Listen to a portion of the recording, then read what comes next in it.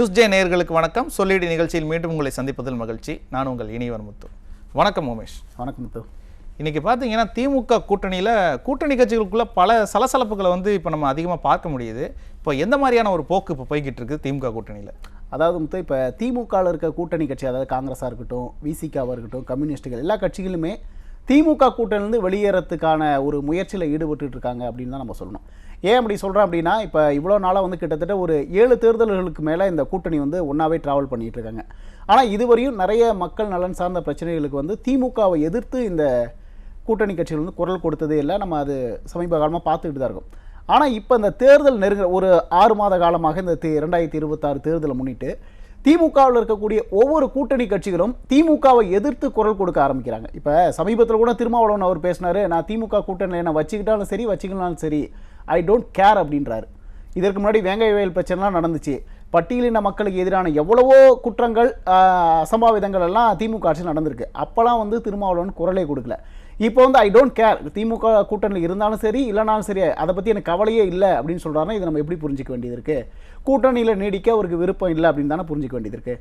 இன்னொரு பக்கம் காங்கிரஸார் திமுகவுக்கு இவ்வளோ நாளாக அமைதியாக இருந்தாங்க. திமுக கூட்டணியில் இருக்கக்கூடிய மிகப்பெரிய ஒரு கட்சி காங்கிரஸ் தான்.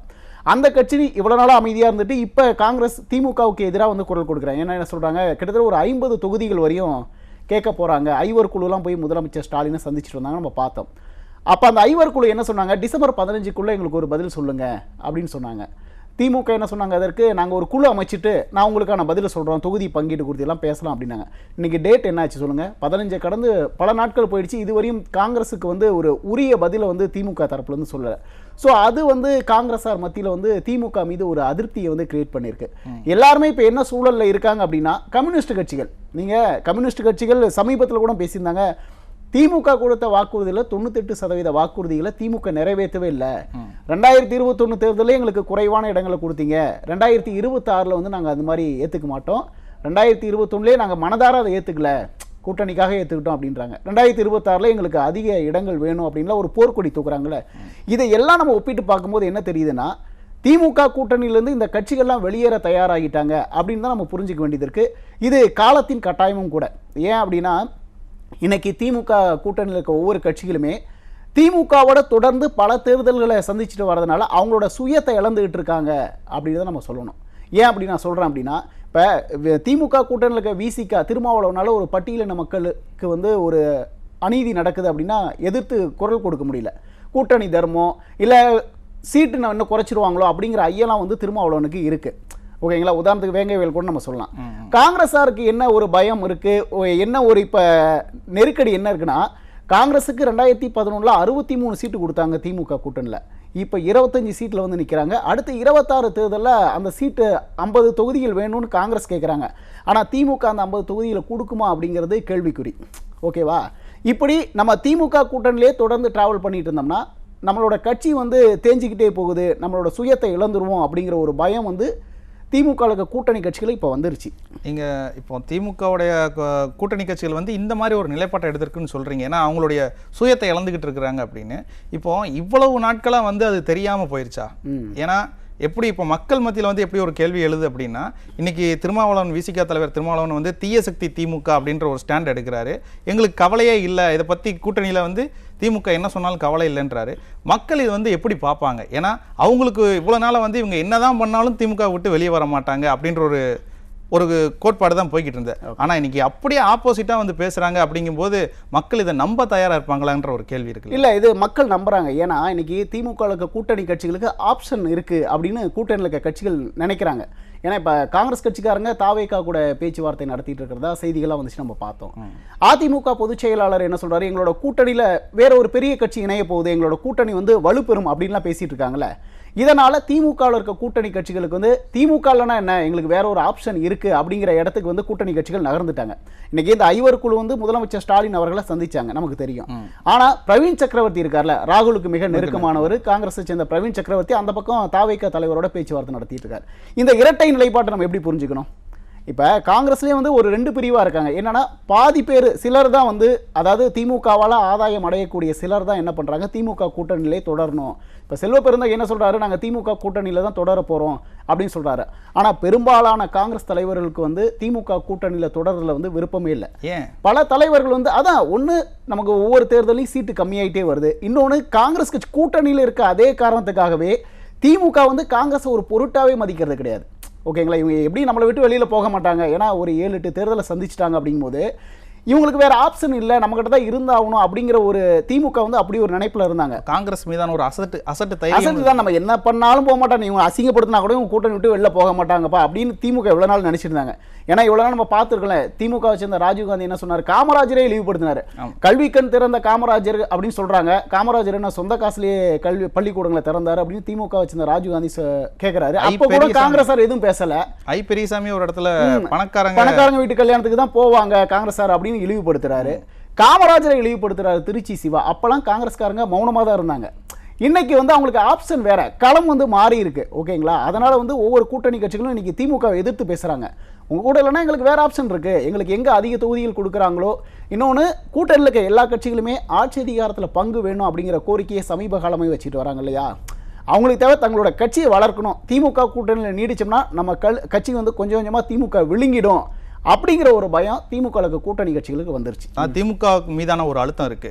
ஏன்னா நீங்க கிட்டத்தட்ட ஒரு வந்து த்ரெட் மாதிரி தான் வச்சுக்கோங்களேன். ஏன்னா காங்கிரஸ் வந்து நீங்க எங்களுக்கு ஆப்ஷன் இருக்கு அப்படின்னு சொல்றாங்க. இப்போ இதனால திமுக வந்து நிறைய தொகுதிகளை கொடுக்கறதுக்கு வாய்ப்பு இருக்கா? இல்ல, அதுக்கு வாய்ப்பு இல்லை. ஏன்னா இப்போ திமுக என்ன சொல்லிட்டு இருக்காங்க, நாங்க 200 தொகுதிகளுக்கு மேல வெல்லுவோம் அப்படின்னு சொல்லிட்டு இருக்காங்க. இப்போ அதிக தொகுதிகள் கொடுப்பாங்களா அப்படின்னா, இப்போ டிசம்பர் 15 எங்களுக்கு பதில் சொல்லுங்க அப்படின்னு காங்கிரஸ் கட்சி கேட்டாங்கல்ல, இன்னைக்கு வரையும் திமுக எந்த பதிலுமே சொல்லல. அப்போ அவங்களோட நிலைப்பாடு எப்படி இருக்கு, அதிக தொகுதிகள் கொடுக்கறதுக்கு விருப்பம் இல்லை அப்படின்னு தான் நம்ம புரிஞ்சுக்க வேண்டியது இருக்கு. காங்கிரஸார் மத்தியிலே இன்னைக்கு திமுக மீது ஒரு அதிருப்தி வந்துருச்சு. என்னடா 15ஆம் தேதி சொல்றாங்களே, இதுவரையும் திமுக தலைமை எதுவுமே சொல்லலையே அப்படின்னு ஒரு திமுக மேல ஒரு அதிருப்தி வந்துருச்சு. இந்த மௌனத்தெல்லாம் நம்ம பார்க்கும்போது இப்போ விசிக வந்து கிட்டத்தட்ட ஒரு 30 தொகுதிகள் வரை கேட்டுட்டு இருக்காங்க, 25லேருந்து 30 தொகுதிகள் கேட்குறாங்க அப்படிங்கிற ஒரு பேச்செல்லாம் அடிபடுது. இப்படி ஒவ்வொரு கட்சிகளுக்குமே கூடுதல் தொகுதியை கொடுத்துட்டா திமுக எத்தனை இடத்துல நிற்கும்? அந்த 200 தொகுதியை வெல்வோம் அப்படிங்கிற இலக்கை திமுக எப்படி அடையும்? இன்னொன்று, சமீபத்தில் சொந்த சின்னத்தில் போட்டியிடாத கட்சிகளோட பதிவை வந்து தேர்தல் ஆணையம் ரத்து பண்ணிச்சு. இப்போ அந்த ஒரு நெருக்கடியும் ஒவ்வொரு கூட்டணி கட்சிகளுக்குமே இருக்கு. என்னன்னா, நம்மளோட சின்னத்தில் நிற்கல அப்படின்னா நம்மளோட அங்கீகாரத்தை வந்து பதிவை ரத்து பண்ணுவாங்க அப்படிங்கிற ஒரு பயம் வந்து கூட்டணி கட்சிகளுக்கு இருக்கு. ஆனால் திமுக அதுக்கு ஒத்துக்குமா? எங்க சின்னத்தில் தான் நிற்கணும் அப்படின்னு ஒரு நெருக்கடி கொடுப்பாங்க. இதெல்லாம் கணக்கிட்டு தான் இப்போ கூட்டணி கட்சிகள் வந்து திமுகவில் இனி நீடிச்சோம்னா நமக்கு வந்து அது எதிர்காலம் இல்லை அப்படிங்கிற ஒரு இடத்துக்கு வந்து கூட்டணி கட்சிகள் நகர்ந்துட்டாங்க. ஆனால் கூடுதல் இடம் கொடுப்பாங்களா அப்படிங்கிறது கேள்விக்குறி. திமுக அதை கொடுக்கவே மாட்டாங்க. ஏன்னா திமுகவோட பழக்கமே என்ன அப்படின்னா, கூட்டணியில் இருக்க கட்சிக்கு வந்து கொஞ்சம் கொஞ்சமாக அதனோட மதிப்பை இழக்க செய்து தன்னோட இணைச்சிது திமுக கட்சி அப்படிங்கிற ஒரு கூட்டணி கட்சிலாம் கிடையாது, திமுக கட்சி தான் அப்படிங்கிற ஒரு பிம்பத்தை உருவாக்கும். அதுக்கு தான் திமுக முயலும். அதை வந்து இன்னைக்கு கூட்டணி கட்சிகள் வந்து புரிஞ்சுக்கிட்டாங்க. நீங்க சொல்றதை பார்த்தா திமுக கிளை கட்சிகள் மாதிரி உருவாகிறதுக்கு வாய்ப்பு அப்படிதானே செயல்பட்டு இருக்காங்க. ஆமா, ஏன்னா போன தேர்தலே வந்து மதிமுகவா இருக்கட்டும், அவங்களே வந்து அவங்க சொந்த சின்னத்துல போட்டியிட முடியாம துரைவைக்கோல் அழுதாரு மேடையில. KN நேரு முன்னாடியே கதற வேண்டிய ஒரு சூழ்நிலை இருந்தது.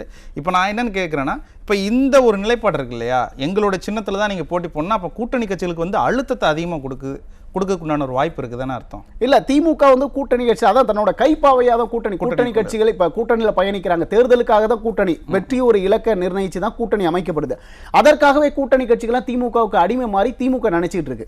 ஓகேங்களா, அதை ஒவ்வொரு கட்சிகளுக்குமே ஒரு தங்களோட கட்சியை வந்து அடுத்த கட்டத்தை கொண்டு போகணும், வளர்ச்சி பாதைக்கு கொண்டு போகணும், நம்மளும் வந்து ஆட்சி அதிகாரத்தில் பங்கு இடம்பெறணும் அப்படின்னு தானே ஒவ்வொரு கட்சிகளுமே விரும்புவாங்க. ஆனால் திமுக தன்னோட பயணிக்கிற கூட்டணி கட்சிகளை அந்த இடத்துக்கு நகர விடாமல் பார்த்துக்குது. அதுதான் இங்கே. அதனால இப்போ கூட்டணி கட்சிகளுக்கு ஒரு பயம் வந்துருச்சு. சரி, இப்படி ஒரு நிலைப்பாடு திமுக வச்சிருக்குது அப்படின்னா, நாளைக்கு தேர்தலே வந்து அவங்க சொந்த சின்னத்தில் போட்டியிட முடியாத ஒரு சூழ்நிலையில் இருக்குன்னு வச்சுக்கோங்களேன். திமுகவுடைய சின்னத்திலே போட்டிடுறாங்க, எப்படி வந்து ஆதரவு கொடுக்க முடியும்? மற்ற கூட்டணி கட்சிக்காரங்க வந்து எப்படி வந்து அவங்களுக்கு களத்தில் சப்போர்ட் பண்ணுவாங்க? இல்லை, அதாவது இப்போ கூட்டணி கட்சிகள் என்ன நினைக்கிறாங்க அப்படின்னா, திமுக இதுவரையும் வரலாற்று வந்து தனிச்சு தேர்தலை சந்திச்சதா வரலாறே கிடையாது. அதிமுக கூட தனிச்சு 234 தொகுதியிலும் கேண்டிடேட் போட்டு ஜெயிச்சு இருக்காங்க, ஒரு சாதனை படைச்சிருக்காங்க. திமுக அந்த மாதிரியான ஒரு சாதனை இதுவரையும் படைக்கவும் முடியாது அப்படிங்கிறதான் கலை யதார்த்தமா இருக்கு. கூட்டணி கட்சிகளை நம்பி தான் ஒவ்வொரு தேர்தலையும் சந்திக்கிறாங்க. ஆனால் அவங்களுக்கு ஆட்சி அதிகாரத்தில் பங்கு கொடுக்கறதில்ல, அவங்க மூலமாக வின் பண்ணுவாங்க, அவங்கள மதிக்க மாட்டாங்க, ஒரு ஓட்டுக்காக மட்டும் அவங்கள பயன்படுத்திக்கிறாங்க, அவ்வளோதான். அதனால் வந்துட்டு இன்னைக்கு கூட்டணி கட்சிகள்லாம் ஒரு தெளிவுக்கு வந்துட்டாங்க. அப்படி கூட்டணி கட்சிகளை வந்து எங்கள் சின்னத்தில் தான் நிற்கணும் அப்படின்னு வந்து நிர்பந்திக்க முடியாது. ஓகேங்களா? இப்போ இன்னைக்கு கூட்டணி கட்சிகள் திமுக வந்து வெளியில் போயிட்டாங்க அப்படின்னு வச்சிங்களேன், கூட்டணியில் இருக்க மிகப்பெரிய கட்சியே காங்கிரஸ் தான். வெளியில் போயிடுச்சுன்னா திமுகவோட நிலைமை என்ன ஆகும்? நாங்கள் இன்டாக்ட் கூட்டணி அப்படிங்கிறாங்க, 40க்கு 40 வெல்லுவோங்கிறாங்க, 26ல் 200 தொகுதிகள் வெல்லுவோம் அப்படின்லாம் சொல்கிறாங்களே. கூட்டணியை உடஞ்சி போச்சுன்னா திமுகவோட மிகப்பெரிய பலமே கூட்டணி தானே. கண்டிப்பாக கூட்டணி கட்சிகள் வெளியே போயிட்டா திமுக எப்படி அதிமுக மாதிரி திமுகவில் தனிச்சு நிற்க முடியுமா? அந்த ஒரு இடம், அந்த இடத்துக்கு வந்து திமுக நகரத்துக்கு வாய்ப்பு கம்மி தான். அதாவது தனிச்சு நின்று செயல்படுறதுக்கு திமுகவால் முடியவே முடியாது.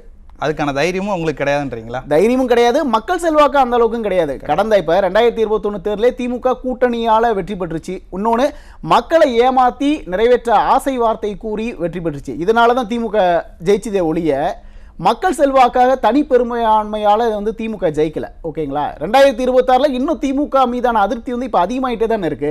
இப்போ பாருங்க, போராடாத அரசு துறைகளே இல்லை அப்படின்னு சொல்ற அளவுக்கு தானே இன்னைக்கு போராட்டங்கள் நடந்துட்டு இருக்கு. தூய்மை பணியாளர்கள் போராடுறாங்க, செவிலியர்கள் 7 நாளைக்கு மேலே போராடிட்டு இருக்காங்க. திமுக அரசு கண்டுகொள்ள. திமுகவோட மிகப்பெரிய ப்ளஸ் பாயிண்டே அரசு ஊழியர்களோட ஓட்டு அப்படின்னு தானே சொல்லப்படுது. இன்னைக்கு ஒட்டுமொத்த அரசு ஊழியர்களும் திமுகவுக்கு எதிராக இருக்காங்க. இன்னொன்று, கூட்டணி கட்சிகளும் திமுகவுக்கு எதிராக பேசிட்டு இருக்கும்போது எப்படி திமுக 2026 தேர்தலை சந்திக்கிறது மிகப்பெரிய திமுகவுக்கு நெருக்கடியாக தான் இருக்கும். இப்போ திமுகவுடைய கூட்டணி கட்சிகள் வந்து தொகுதிகளை கேட்கறது, கூட்டணி கட்சிகள் அதுக்கு அகேன்ஸ்ட் பண்ணுறது எல்லாமே ஒரு திக்கம் இப்போ போய்கிட்டு இருந்தாலும், சமீபத்தில் வந்து பார்த்தீங்க அப்படின்னா மத்திய அமைச்சர் பியூஷ் கோயல் நம்ம அதிமுக பொதுச் செயலாளரை வந்து எடப்பாடி கே பழனிசாமி வந்து நேரில் சந்திச்சிருக்கிறாங்க. இன்றைக்கி கள நிலவரங்கள் வந்து கிட்டத்தட்ட மாறி இருக்குன்னு கூட நம்ம சொல்லலாம். இனி வரும் கள நிலவரங்கள் எப்படி இருக்கும் அப்படிங்கிறது வந்து கொஞ்சம் சொல்லிடுங்க. மொத்தம் இன்றைக்கி வந்து கள நிலவரம் மாறி இருக்குது அப்படின்னு தான் நம்ம புரிஞ்சுக்கணும். ஏன்னா இப்போ இந்த 2026 தேர்தலை முன்னிட்டு அரசியல் களத்தில் வந்து அதிமுக முந்துது அப்படின்னு தான் வந்து வர தகவல்களின் அடிப்படையில் நம்ம புரிஞ்சுக்கணும். ஏன் அப்படி சொல்கிறோம் அப்படின்னா, பொதுவாகவே திமுகவோட இந்த பொய் பிரச்சாரம் என்னவா இருக்கும் அப்படின்னா, பாஜக உள்ளே வந்துடும் அப்படின்னு சொல்லி தான் தமிழ்நாட்டு மக்களை ஏமாற்றி ஓட்டுகளை வாங்கிட்டு வந்துச்சு. ஆனால் இன்னைக்கு அதிமுக பாஜக கூட்டணி அமைஞ்சதுலேருந்தே திமுகவோட மிகப்பெரிய புலம்புல இதுதான். அதிமுக பாஜக கூட்டணி இது வந்து செல்லாது, இது வெல்லாது, மக்கள் மத்தியில் எடுபடாது, பாஜக உள்ள வந்துடும் அப்படின்லாம் திமுக பேசிட்டு இருந்த சூழல்ல இன்னைக்கு அந்த அதிமுக பாஜக கூட்டணிங்கிறது ரொம்ப வலுவடைஞ்சிட்டே போகுது நாளுக்கு நாள். இப்போ பியூஷ் கோயல் வந்து சந்திச்சார், அதிமுக பொதுச் செயலாளர் சந்திச்சாரு. ஆனால் இந்த பக்கம் நாங்கள் இன்டாக்ட் கூட்டணி அப்படின்னு சொல்லிட்டு இருந்தாங்களே திமுக, அந்த கூட்டணியில் இப்போ சலசலப்பாக இருக்குது. ஒவ்வொரு கூட்டணி கட்சிகளுமே திமுக வந்து வெளியேற தயாராகிட்டாங்க. இந்த பக்கம் அதிமுக பாஜக கூட்டணி மேலும் மேலும் வலுவடைஞ்சிட்டே இருக்கு. அடுத்தடுத்து தலைவர்கள் சந்திப்பு நடக்குது, பேச்சுவார்த்தை நடத்தும் போது களம் வந்து அதிமுகவுக்கு சாதகமாக இருக்கு அப்படிங்கிறது தான் கள யதார்த்தமாக இருக்கு. ஏன்னா இன்னைக்கு திமுக கூட்டணி உடஞ்சி போச்சு அப்படின்னா அந்த கூட்டணிக்கு வெற்றி வாய்ப்பு எப்படி இருக்கும்? ஒரு கட்சி திமுக கூட்டணியிலிருந்து வெளியில் போனால் கூட திமுகவுக்கு மிகப்பெரிய இழப்பு. ஏன் அப்படி சொல்றேன்னா, கடந்த தேர்தலிலேயே அதிமுகவுக்கும் திமுகவுக்கும் இடையேயான அந்த 3% வாக்கு வித்தியாசத்தில் தான் வந்து வெற்றி வாய்ப்பு இழந்தாங்க. இப்போ கூட்டணியிலிருந்து ஒரு கட்சிகள் வெளியே போயிட்டாங்க அப்படிங்கும்போது திமுக அந்த தேர்தலை எப்படி சந்திக்கும் அப்படிங்கிற ஒரு கேள்வி இருக்கு. இன்னொன்று, இந்த பக்கம் அதிமுக பாஜக கூட்டணி நாளுக்கு நாள் வலுவடைஞ்சிட்டே இருக்கு. பல மாற்று கட்சிகள் வந்து அதிமுகவை நோக்கி மக்கள் வந்து படையெடுத்து வராங்க. தினசரி இருந்தது அதிமுக பொதுச் செயலாளர் முன்னிலை இணைஞ்சிட்டு இருக்கும்போது அதிமுகவோட அந்த மக்கள் செல்வாக்கு அப்படிங்கிறது நாளுக்கு நாள் அதிகமாயிட்டே இருக்கு. ஏன்னா திமுக ஆட்சியில் நடக்கக்கூடிய அந்த அட்டூழியங்கள், அநியாயங்கள், அப்படி திமுக மீதான அதிருப்தியில் இன்னைக்கு அதிமுகவை நோக்கி மக்கள் வந்து படையெடுத்து வராங்க. இன்னொரு பக்கம் அதிமுக பாஜக கூட்டணியும் ஸ்ட்ராங்காக இருக்கு அப்படிங்கும்போது அதிமுகவுக்கு களம் சாதகமா இருக்கு. மக்கள் மனநிலையே மாறிடுச்சு. எதிர்கட்சி தலைவரை எப்படியாவது முதலமைச்சர் ஆக்கணும் அப்படிங்கிற ஒரு முடிவில் வந்துட்டு மக்கள் வந்து இன்னைக்கு தயாராக இருக்காங்க அப்படின்னு தான் நம்ம புரிஞ்சுக்கணும். ஏன் அப்படி மக்கள் தயாராக இருக்காங்க அப்படின்னா, மக்கள் வந்து ஒப்பிட்டு பார்க்குறாங்க. அதிமுக ஆட்சி எப்படி இருந்துச்சு, திமுக ஆட்சியில் எப்படி இருக்கு. ஏன்னா இன்னைக்கு திமுக ஆட்சி வந்த பிறகு எவ்வளோ இன்னல்கள் மக்கள் சந்திச்சுட்டு, விலைவாசி உயர்வுலேருந்து கொலை கற்பழிப்பு போதைப் பொருள் வந்து மக்கள் வந்து பல துயரங்கள் அனுபவிச்சுட்டு இருக்காங்க. ஆனால் இது அதிமுக ஆட்சியில் 10 ஆண்டுகள் அதிமுக ஆட்சியில் சுத்தமாக கிடையாது.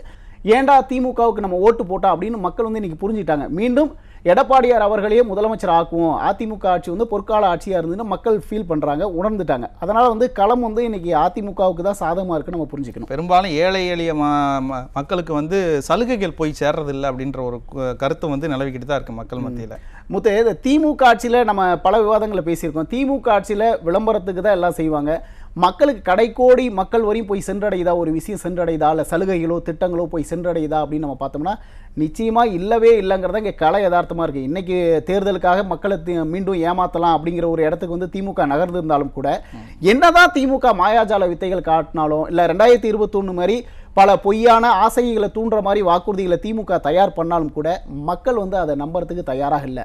அதிமுக ஆட்சிக்கு வந்தால் தான் மக்களுக்கான திட்டங்கள் வரும், மக்கள் வந்து நலமாக வாழ முடியும் அப்படின்னு மக்கள் நம்புகிறாங்க. திமுக மீண்டும் ஆட்சிக்கு வந்துச்சுன்னு வச்சுங்க, தமிழ்நாட்டில் மக்கள் வாழ முடியாத ஒரு சூழல் ஏற்பட்டுரும் அப்படின்னு வந்து இன்னைக்கு தமிழ்நாட்டு மக்கள் களத்தில் நடக்கிற ஒவ்வொரு விஷயங்களையும் வச்சு மக்கள் வந்து உணர தொடங்கிட்டாங்க.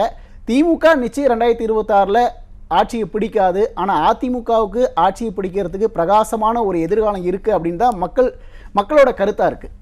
கரெக்ட். நீங்கள் சொன்ன மாதிரி இனி வரும் காலங்களில் எப்படி வந்து மக்கள் மனது இப்போ ஏற்கனவே மாறி இருக்குன்னு சொல்லியிருக்கிறீங்க.